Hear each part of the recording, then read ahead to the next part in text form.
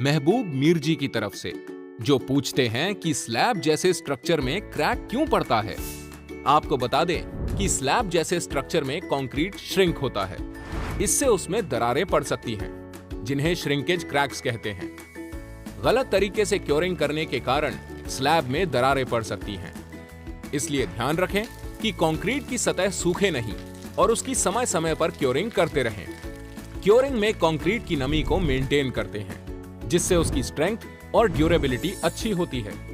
Curing करने के लिए आप पॉन्डिंग का भी उपयोग कर सकते हैं। स्लैब में होने वाले क्रैक्स को भरने के लिए आप अल्ट्राटेक के माइक्रोक्रीट जैसे एजेंट का भी इस्तेमाल कर सकते हैं। और भी बहुत से कारण हैं जिससे आरसीसी स्लैब्स में क्रैक्स आ सकते हैं, जैसे कि कंक्रीट की खराब क्वालिटी, स्ट्रक्चरल डिजाइन सही नहीं होना, स्टील बार की स्पेसिंग गलत होना इत्यादि।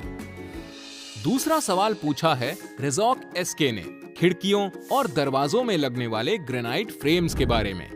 एक अच्छी फ्रेम आपके घर के रूप को निखारती है, तो आइए समझते हैं खिड़कियों और दरवाजों में उपयोग होने वाले ग्रेनाइट फ्रेम्स के बारे में।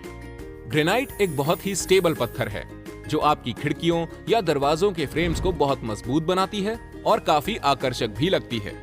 ग्रेनाइट फ्रेम लकड़ी की तरह जल्दी टूटती भी नहीं है और ये जंग, धूप, पानी के खिलाफ सुरक्षा भी देती है। इसे सही लेवल पर फिक्स करने के लिए प्लम बॉब का इस्तेमाल करें।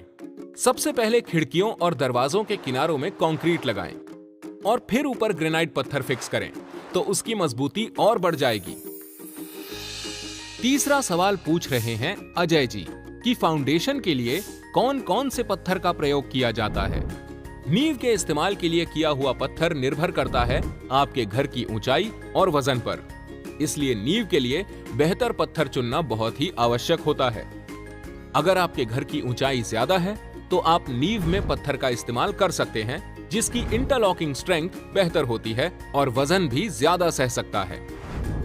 और अगर आपके घर की ऊंचाई कम है तो बेहतर होगा आप नींव में ईंटों का उपयोग करें, क्योंकि वो कम दाम और कम समय में बन जाती हैं। आप अपने घर के वजन और ड्यूरेबिलिटी के हिसाब से ऐसे पत्थरों का उपयोग कर सकते हैं। और इस आखिरी सवाल में संदीप साहू पूछ रहे हैं कि सैंड और सीमेंट का रेशियो क्या रखना चाहिए।